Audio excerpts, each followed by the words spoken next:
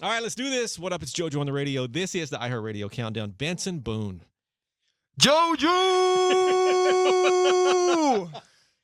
Oh my! Last time I saw you, I forget when it was. We've talked so many times and FaceTimes and all this, but the last time I saw you in studio, you didn't have this song. No. And things and the album announced and all. Huge congrats, dude. Thank you. Thank you very much. I mean, I don't know where to start. I guess good to see you. Congrats.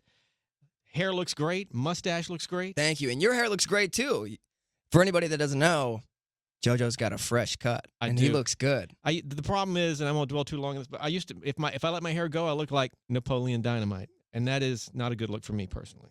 Okay. You think it's not a good look for you personally, but you don't know what other people think, all right? I personally thought it was very, very good looking. All right, well, that's good to hear. Beautiful things, dude. I just got to know, when did you know that this song was, just when it was blowing up? Because it happened, from what I could tell, super quick.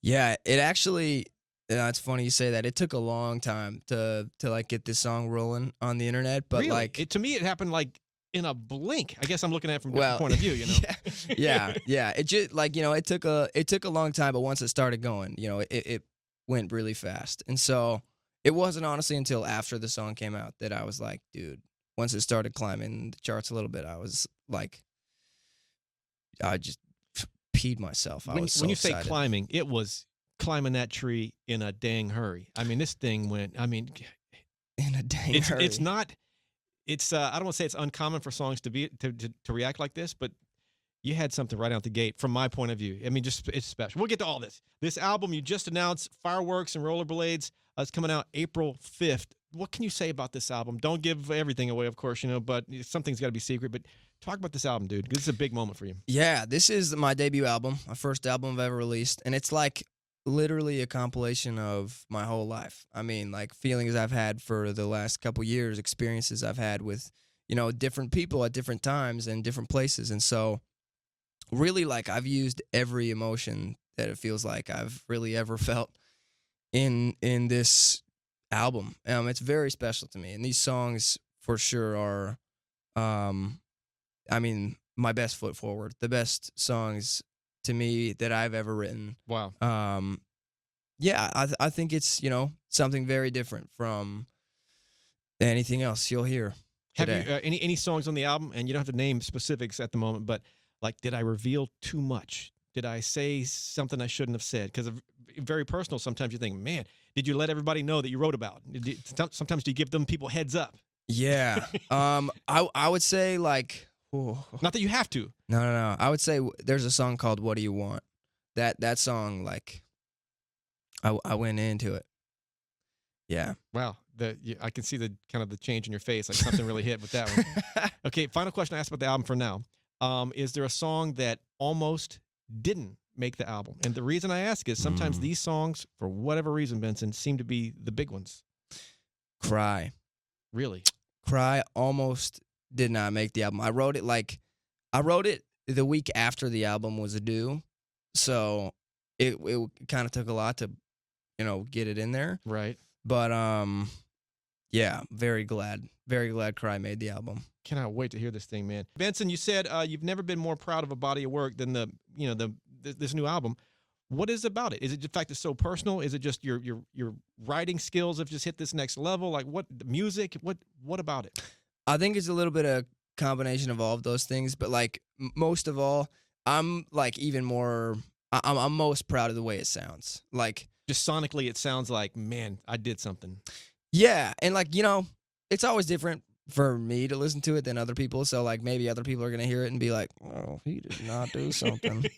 But like in my head, in my world, I did something. Yeah, all these songs are gonna sound great live. Do you think you keep that in mind when you're writing songs? Dude, that's honestly what I'm most excited for. Is like, I'm about to go on tour. Truly, like, yes, these songs are so hard to sing live, but when they're, if I can sing them right live, like, it's blow your mind crazy. What's your favorite lyric? Because you're a writer, and I love that about you. What's your favorite lyric you've ever written? Whether it's on a previous track or this upcoming. Once again, don't reveal something you can't. But favorite lyric that you, Benson Boone, have ever written? I could try to blame you, but my mind ain't safe. Like two fireworks tied to a rollerblade. What the whoa? That's why that's why I called it fireworks and rollerblades. But like it's from a song called Hello Love. That's like, you know, one of my favorite lyrics I've ever written. What's that about? Like what's the inspiration or backstory on that? That one is like it's about you loving someone and then not really loving you back because like you've kind of just got all this crazy stuff going on in your head, and like, you know, the person is kind of like this person you're with has lost you to that, and like you've kind of changed a bit, and so they've left you, and like that's when I say like I could try to blame you for leaving, but my mind ain't safe. Like two fireworks tied to a rollerblade. Whoa. Okay. You're about to hit the road, tour life, all that good stuff. Do you like road life? Do you love it, or is because I know you love being on stage? I would assume, but everything that goes along with it. You know, some people love the regiment. You know, the scheduling. You know, Yeah, and some people hate it. I love it. I think the reason I love it so much is like I'm very close with my band. I bring some of my friends with me, and so it's like to me, I'm just with my dudes. We're on a bus, living life, just traveling place to place, city to city, performing, just having a good time, and like we sleep as long as we can, try and rest that voice, and then wake up, work out, find food, eat food, and then just like go on stage, dude. It's a blast. It really is. Do you do I've talked to so many people that tour and they love the stops late at night at like Walmart. Do you guys do that too? What's the deal with the Walmart, like late night, all that? For me, it's not Walmart. It's like random gas stations. But like, no, it's a thing, dude. Like, first of all, something about like being in that little bed in the bus, like while the bus is moving. Oh, it's best, magical, right? Dude. You've got like your little AC unit blowing on you, and it's just like the bus is moving, so you're kind of moving a little bit, and then it stops, and you can just go out, and it's like you're in a whole new world. You have no idea where in the U.S. or Europe you are, completely clueless. Whoa. And you just go into a gas station, and it's like you're a little kid again, looking at these aisles. Like it is gold. Buying this random, I want a hat that says some random phrase. Yeah. I don't want a soda cool. What do they call it? Soda cooler thing. We put the little soda can in. Yeah. There's like 1,000 of those and some random pistachio bags. Oh, pistachio bags! Don't even get me started, JoJo. All right, here, Benson. Do you have? Don't say if you have a current one. A hotel alias. Have I ever asked you this? A hotel alias. Do you know what I'm talking about? The fake name that you give at the hotel. Do you have one? I don't, but you need to get one. On the topic of names, I do love the way that you say my full name. Like to me, I just say Benson Boone, but it's like Benson Boone. Like Benson Boone. You've got this ring to it, man. That I really love. I've been wanting to say that for like the past 20 minutes, but I haven't. Dude. But no. So maybe you could help me come up with my hotel alias. You need to come up like because basically sometimes you want to keep private. People don't need to know where you're staying at, Mm-hmm. And for people that don't know what that is, but it's got to be something like a superhero name or a show that you watch, but a character that nobody knows of. Like, for example, Spider-Man would be a bad idea, but that along those lines, So, but the only downside is when you check in, like if you lose your keys and you go down to the to the front desk and they say, "Hey, can I get the room key for Benson Boone?" They're going to say, "There's no Benson Boone here." There's no Benson Boone. Boone here. There's no Benson Boone here. But there is a Jack Reacher. Is that you? That will be the one. Yeah. All right. Benson Boone. That's a little much there, right? Benson No, Boone is a little over the top. Benson's here. Benson, beautiful things. This song, I mean, your vocals. I don't know how when you tour and sing this song live, you gotta be extra careful to keep them vocals rested because you go in on this song. I mean, talk about the track and just the vocal range that you display here. Yeah. Definitely, this is like a new side of my voice that I haven't tapped into a ton until recently. Right. But I wanted this song I wanted it to sound that way because to me it sounds like almost desperate. Like that's kind of the point is like you're saying, please stay. I want you, I need you, oh God, don't take these beautiful things that I've got. Like you have something that you love so much and you don't want to lose it. And so to me, like using that kind of scream part of my voice is like showing the vulnerability and the desperation. Really, that is a lot deeper than I think what I was thinking in my Right. head. I was like, it just sounds sick. It does. I mean, but it makes sense everything you're saying. But yeah, this track, man. I mean, this is the one we've been talking about. It's just it exploded. From my point of view, it just came out of nowhere, bam, and it shows it's staying around. This song has I think a staying power as well. All right, shall we just play it?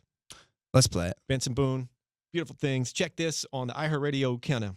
All right, Benson Boone I need to, if you need on the that, countdown. dude, if you ever need me to say that for like a recording or like I do. or like a EP, I'll just tell me what you want me to say. I have a voice memo going right now, actually, so I have what I need. Benson Boone, done. All right. Hey, Benson, you did a pop-up show for Beautiful Things when it came out, and I just want to hear the story about the mic broke as you're like performing, I believe, for this crowd. Mm-hmm. How did this walk me through this? Because I love when things don't go perfect, and to hear how you kind of pull through it. I love that you love when things don't go perfect, because I'm kind of the same way, like especially with live shows, because I don't really get nervous. I kind of get more excited. Right.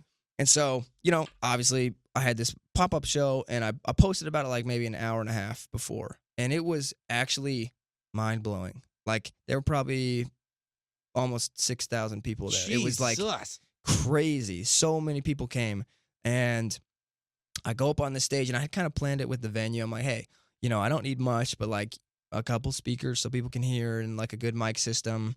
And that's really it. I'll plug my phone in for like, the karaoke version so I can sing over it, like have something to sing over, like nothing crazy. Not doing anything wild. I pull up, no mic. No mic. Perfect. I'm like, dude, you're kidding. Like you had one job. There were two speakers the size of my pinky fingernail, and then like a microphone. Literally, the cord to it was cut. Like it was a cut cord. Like after like 2 feet of the cord, like it didn't even hit the ground. I was like, bro, wow, not even any effort here. But you know what? My parents were there. And my dad just like happened to have gone thrifting earlier that day, and he found like this megaphone at a thrift store, and he brought it. He had it in his car, so he went and grabbed it. I know, like so crazy. He brings it up on stage. So I have this little megaphone, and when I say little, I mean little. Like it didn't do much more than me yelling, but I was like, everybody, there's no mic, but we're still gonna do this show. Like if you know the lyrics, sing along with me. If you don't, look them up. So we sung a couple songs, like In the Stars and Beautiful Things, but like Beautiful Things especially, dude, it was like unbelievable. Like how loud it was in there, dude. They were just screaming every lyric. It was crazy. That was like, honestly, like, because usually I have like in-ears at my shows, so that like I can't really hear much.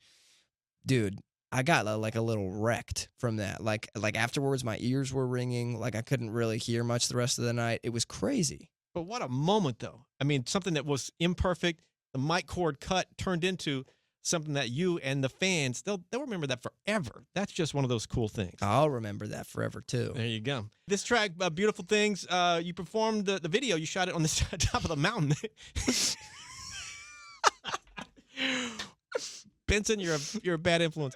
Hey, you shot it on top of this mountain. Was there any kind of, give me some backstory, because I see it looked like a real mountain, like it wasn't like a fake movie mountain. It was a real mountain. Did you climb up this mountain, Benson Boone? Mountain Benson Boone on the countdown.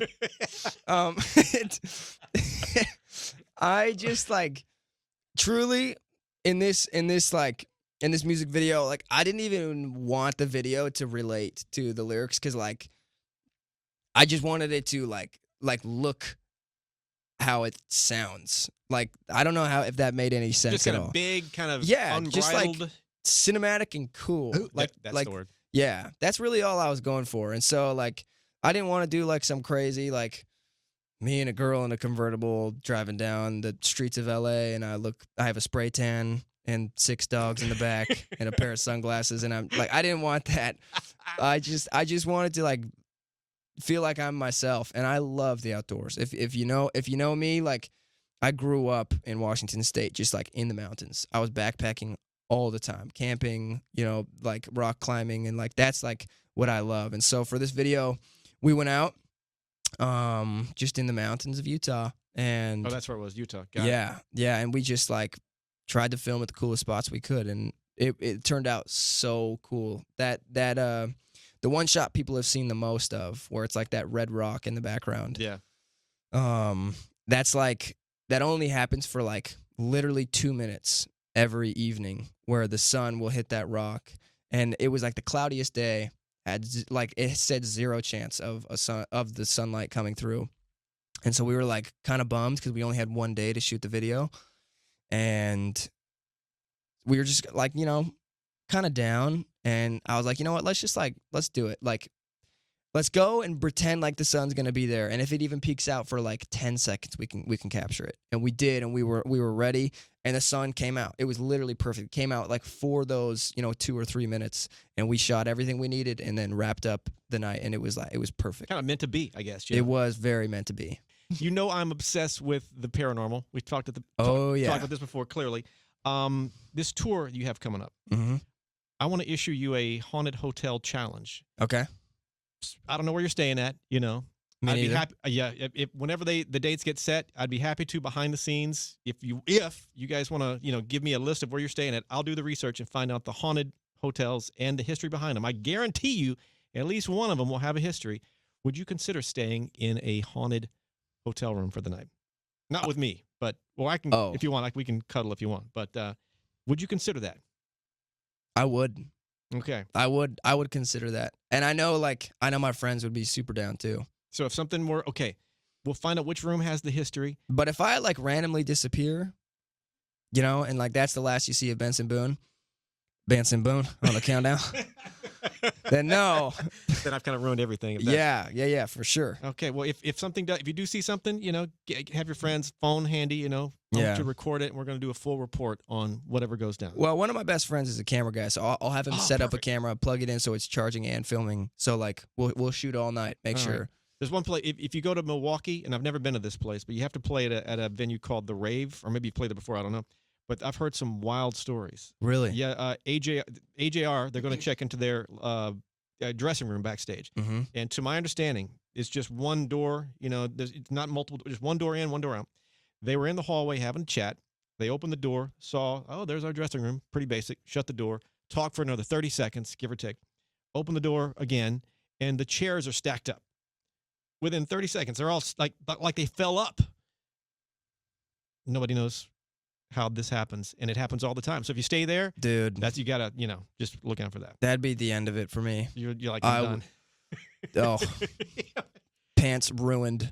I'd be out of there, dude. That stuff is like, It's crazy. it's like, to me, and I know you believe this too, like that stuff's real, dude. It is. And it's like creepy. I hear a lot of stories, and not everyone's lying to me. Some of these are true. I'm convinced of that. So, There's definitely, some crazies out there, but there's for sure some like weird stuff going on. yeah, let me make a note. Bring extra pants, Benson Boone. Preferably not white. Are you still doing the things where you meet fans after the show and you do the flips and all that stuff? Yeah.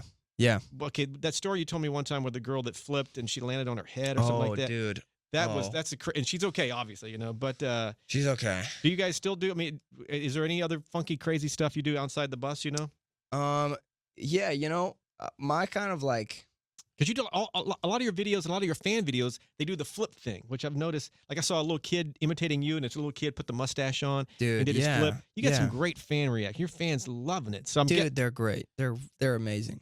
So I would love to see, if that, some sort of I'm curious if those, meet outside the venue, do some videos, if that's a scheduled thing or just sort of happens spontaneous. It just kind of happens spontaneous. Like some shows, like I can't do the outside thing because there's like like the bus has to leave like an hour after, Right. and so like I just genuinely like can't get to everybody. And I'll still try and like for the people that wait after the shows, like I'll still have them like just line up and get their phones out, like, and I'll just run by everyone like as quickly as I can and just kind of try and get to everyone. And like that's something I've done a couple times, like when we just have an hour. That's you're a good dude for that, man. That's cool. But like Sometimes you can't. I get it. Yeah, sometimes you can't, but like sometimes it works out great, and like you know, like a good amount of people will wait around after, and so truly, I like.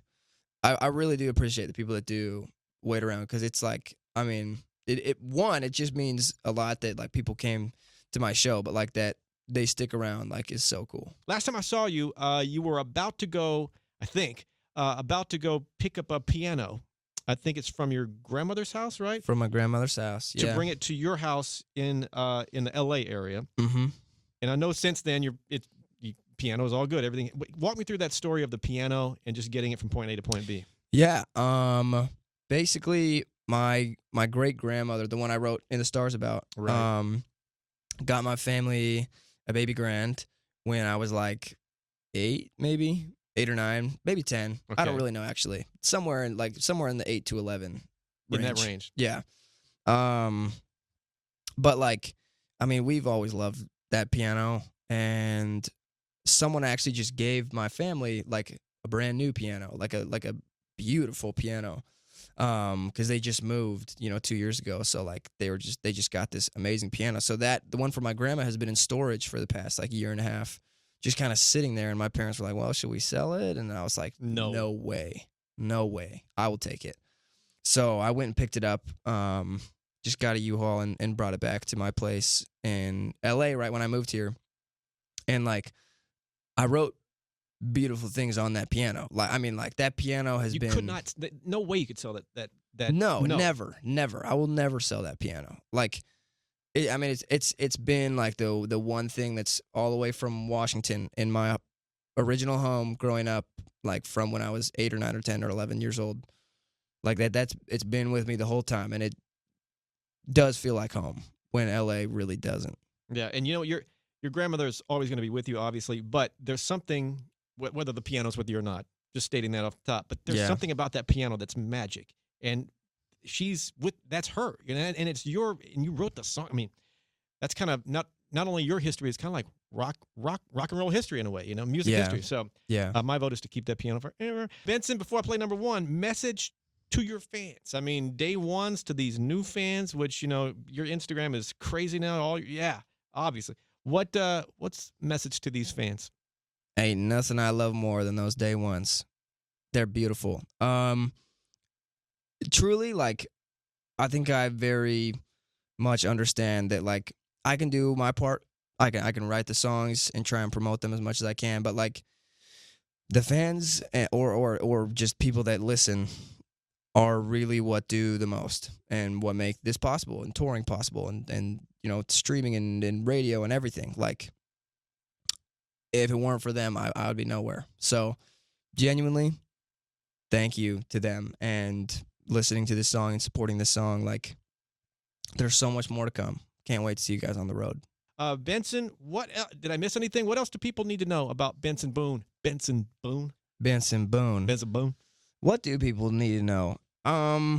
That's actually a great question. Something I've actually been thinking a lot about in the last 2 days. All right. What do people need to know about me from your perspective? Oh, you're asking me. Mm-hmm. I think, you know what? I think what you're going to say is your music probably says what you're thinking. This new album has like you said, your feelings from top to bottom in there. Mm-hmm. Has there been anything that you've refused to put in the music? Because for whatever reason. Or is everything in the there? F word? Oh, you didn't say the F word on the album? Nope. Really? Was that a conscious effort to not say the F word, or just something you don't sing? The S word. Oh, the S word. Haven't said that either. Why? S and F. No kidding. Yep, I know. Why am I shocked by that? I've never heard you say that in person, I don't think. Do you not say those in general? Or Will they bleep it out if I say it right now? We'll bleep it out, yeah. Oh my God, he said it. I know. And they don't know which one I said. They don't, because the beep, Yep. Why do you choose not to say the S or F word in the album?